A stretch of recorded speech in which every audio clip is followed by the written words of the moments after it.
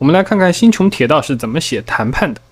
开局，翡翠二郎腿，托帕双手交叉，一个放松，一个警惕，从肢体语言上就传递了两个人职级上的差别和不同的状态。然后接过老二弟的话，马上一阵吹捧，又是传奇又是荣幸，还有必读书目。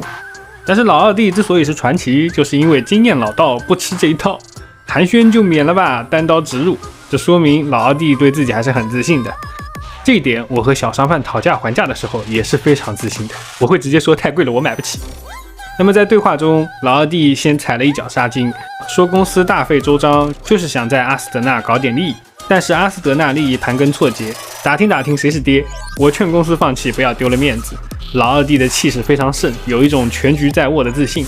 然后托帕开口表达了自己的看法，提出匹诺康尼的信誉下降，投资价值也会随之下降，在悲观预期下，匹诺康尼的估值不可能太高。老二弟，你要见好就收。虽然这里托帕讲的是事实，但是我们能感受到他的气场是被老二弟压制住的，所以老二弟就直接开始画大饼，说什么想成功先发疯，想法要大，路子要野，你不让我吃饭那就都别吃了，我匹诺康尼要绕过公司，自主上市，向全宇宙公开募股，让所有人都成为我的股东。那么老二弟直接把底牌亮出来，一般有两种可能，一种是决心要这么干，一种是虚张声势。这里很显然是后者，因为老二弟如果打从一开始就打算上市，那他根本就没有谈判的必要了。所以这么着急的秀肌肉，就是想增加一点砝码，能把匹诺康尼卖个好价钱。然后上半场结束，进入到休息的阶段。这里通过翡翠和知更鸟的对话，侧面的去描写了老二弟是一个厉害的商人，但其他方面不敢恭维，就暗示了老二弟其实是个唯利是图的人，并不是真的有气节。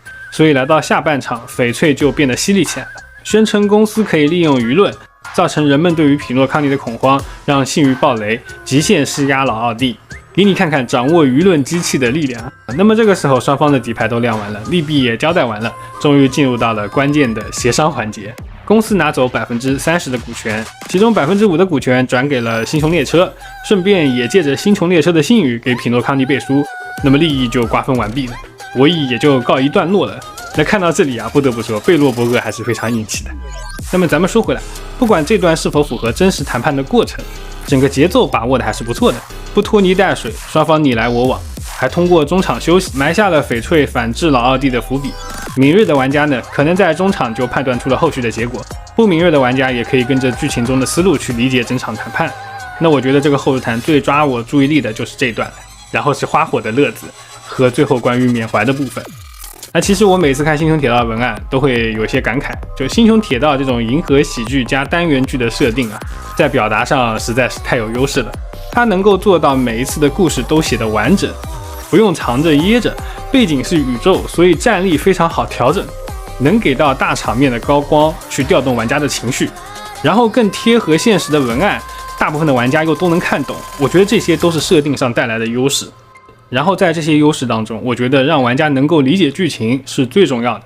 之前不是有一阵关于代入感的讨论嘛？我觉得代入感关键在于理解，然后共情。如果一段剧情读完之后一头雾水，理解都理解不了，怎么共情，怎么代入呢？一段剧情能看懂，能读懂角色的行为逻辑，那观众才能代入嘛，才能跟着编剧的思路走嘛，才能感受到看剧情的乐趣嘛。所以有时候拗口的文字表达真的就是阅读理解的敌人。想想看，为什么严肃文学看的人少，但是爽文的受众就很大？因为爽文大家都能看懂，严肃文学没有知识储备，没有阅历，看起来就有点折磨人了。而游戏呢，本身就是玩家娱乐的一个工具，所以剧情的文学性和娱乐性的度在哪里，就是编剧需要考虑的问题了。那对于这个度的把握，也就是编剧能力的体现。